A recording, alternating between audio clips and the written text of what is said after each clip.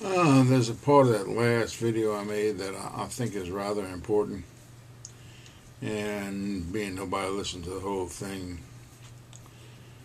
it says Olden Times is the name of it, and I talk about all the things my grandparents and great-grandparents went through, more or less, that I know of. But there is one thing in there that's sort of important. In 1936 or 38, I'm not entirely sure, Roosevelt decided to close the banks. My family, my grandfather, was sick. He had asthma, and he had been having bad attacks, so he went to a doctor to see about it. And he come home, and he told my grandmother, he said, I'm going to get our money out the bank, and we'll move back to the country. And he did that. The very next day, the way I understand it is, Roosevelt shut the banks down.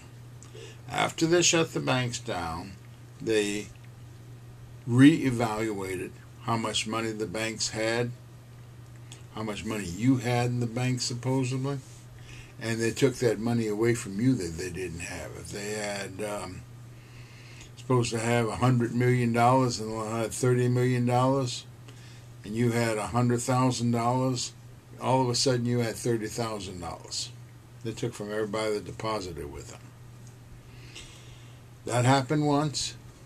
The banks are in trouble again. We know they're in trouble.